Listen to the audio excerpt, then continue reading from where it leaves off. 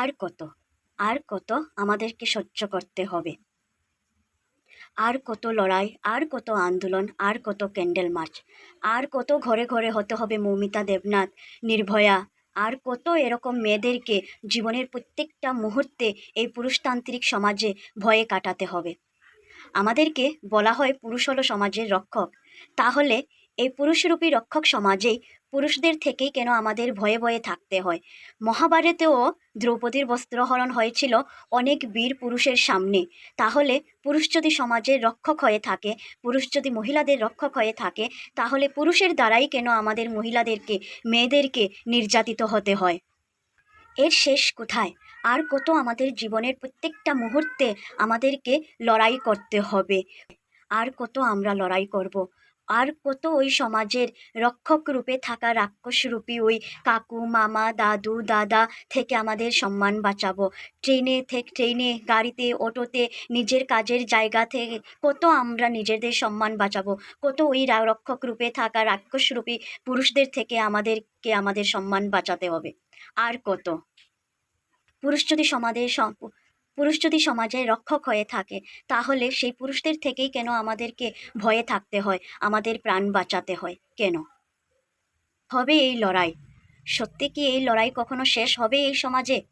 না এরকমই মহাভারত থেকে শুরু করে আজকের দিন পর্যন্ত আমাদেরকে আরও যুগ যুগান্তর পর্যন্ত আমাদেরকে লড়াই করতে হবে, আরও আন্দোলন করতে হবে, আরও ক্যান্ডেল মার্চ করতে হবে? এর কি কোনো উপায় নেই? মেয়েদেরকে সমাজে এভাবে ভয়ে ভয়ে কাটাতে হবে? লড়াই কি শেষ হবে? এই লড়াই ততক্ষণ শেষ হবে না যতক্ষণ আমাদের মা বাবারা শুধু আমাদেরকে বলবেন যে বাইরে গিয়ে ভালোভাবে চলবি, ছেলেদের সাথে কথা বলবি না, ছেলে বন্ধু বানাবি না, ছেলেরা খারাপ। এই লড়াই তখনই শেষ হবে যখন মায়েরা মেয়েদেরকে শিক্ষা দেওয়ার সাথে সাথে ছেলেদেরকেও শিক্ষা দেবেন, ছেলেদেরকেও বলবেন যে বাইরে গিয়ে প্রত্যেক মেয়েকে ভালো নজরে দেখবি, নিজের বোনকে যেরকম প্রোটেক্ট করিস সেভাবে বাইরে অন্য মেয়েদেরকেও প্রোটেক্ট করবি। মায়েরা যেদিন নিজের ছেলেদেরকে বলবেন, বোনেরা যেদিন নিজের ভাইদেরকে বলবেন যে রামকৃষ্ণের মতো প্রত্যেক মেয়েদেরকে মায়ের স্থানে নিয়ে সম্মান দিয়ে থাকবি, সেদিন আমাদেরকে আর লড়াই করতে হবে না।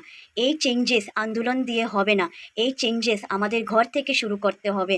আমাদেরকে আমাদের ছেলেদেরকে শেখাতে হবে, আমাদের ভাইদেরকে শেখাতে হবে যে তোমার বোন যেরকম তোমার জন্য প্রিয়, তোমার বোনকে রক্ষা করার দায়িত্ব যেরকম তোমাদের, ঠিক তেমনই পুরুষ যদি এই সমাজের রক্ষক হয়ে থাকে, তাহলে রক্ষকের ধর্ম হলো প্রত্যেক মেয়েদের, প্রত্যেক মহিলাদেরকে সম্মান করা, প্রত্যেক মহিলাদের সম্মান করা, সম্মানের রক্ষা করা। আজকে রাখি পূর্ণিমা, আজকে আমি আমার সব বোনদের কাছে একটি প্রার্থনা করব যে রাখি বেঁধে সব ভাইদের কাছে প্রার্থনা করবে যে যেভাবে এই রাখি বন্ধনের দিনে তুমি আমার সম্মানের দায়িত্ব নেবে, ঠিক তেমনি সমাজের প্রত্যেক মেয়েদের সম্মান রক্ষার দায়িত্ব নেবে। যেদিন সমাজের সব পুরুষরা, সব ছেলেরা নিজের বোনের সাথে সাথে অন্যের বোনেরও সম্মানের দায়িত্ব নেবে, সেই দিন আমাদেরকে আর কোনোদিন মৌমিতা দেবনাথ আর নির্ভয়া হতে হবে না। ওই বাসে ট্রেনে চড়ে থাকা প্রত্যেকটা মুহূর্তে যারা শ্লীলতার হানির শিকার হয়ে থাকে, ওই মেয়েদেরকে আর নিজের সম্মান রক্ষার জন্য লড়াই করতে হবে না, এই পুরুষতান্ত্রিক সমাজে আর ভয়ে থাকতে হবে না।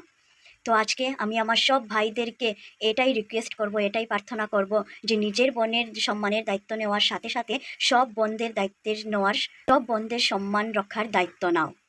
মায়েদেরকে বলবো নিজের ছেলেদেরকেও জ্ঞান দাও যে সমাজে প্রত্যেক মেয়েদেরকে সম্মানের চোখে দেখতে হয়, সব মেয়েরা ভোগ করার জন্য নয়। প্রথমে আমাদের ঘরের ছেলেদের মেন্টালিটি চেঞ্জ করতে হবে। ঘর চেঞ্জ হবে, সোসাইটি চেঞ্জ হবে, নিজের শহর চেঞ্জ হবে, তখনই দেশ চেঞ্জ হবে। আন্দোলন করে আমি হয়তো ভুলও বলতে পারি, বাট আন্দোলন করে কোনো লাভ হবে না। আজকে মহাভারত থেকে তো যুদ্ধ হয়েই আছে। যদি মানসিকতাই চেঞ্জ না হয়, তাহলে আমাদের ঘর, সোসাইটি কখনো চেঞ্জ হবে না, এই দেশ কখনো চেঞ্জ হবে না। এরকমই আমাদেরকে যুদ্ধ করতে হবে, এরকমই আমাদেরকে লড়াই করতে হবে। সবচেয়ে খারাপ লাগে এটাই, যেখানে আমরা এমন একটি সোসাইটিতে বাস করি যেখানে যদি কোনো চোর ধরা হয়, চোরকে বেঁধে রেখে সবাই মিলে মারে, বাট একজন রেপিস্টকে আমরা উকিল প্রোভাইড করি। একজন রেপিস্ট জেলে বসে ওসব ফেসিলিটিস পেয়ে থাকে, রেপিস্টকে কেউ কখনো মারতে যায় না। কেন? আমি ভিডিওর মাধ্যমে সবার কাছে রিকোয়েস্ট করতে চাই যে চলো আমরা ডিমান্ড করি রেপিস্টদের স্পট এনকাউন্টার করার জন্য। রেপিস্টদেরকে কী সুযোগ দেওয়া হবে, কী জেলে নেওয়া হবে, ওদেরকে যদি জেলেও নেওয়া হয় জেলও অপবিত্র হয়ে যাবে, ওদেরকে যেখানেই রাখা হবে সেই জায়গায় অপবিত্র হয়ে যাবে, সেই জায়গায় নোংরা হয়ে যাবে। রেপিস্টদেরকে 1 মিনিটেরও জীবনদান দেওয়া উচিত নয়, রেপিস্টদেরকে অন দ্য স্পট এনকাউন্টার করা উচিত। আমার মনে হয় আমরা সবাই মিলে এই আন্দোলন করা উচিত যে রেপিস্টদেরকে স্পট এনকাউন্টার করার অনুমতি দেওয়া হোক। তাহলে যদি সমাজে একটু পরিবর্তন আসে। আমি যদি কিছু ভুল বলে থাকি তাহলে আমি ক্ষমা প্রার্থী।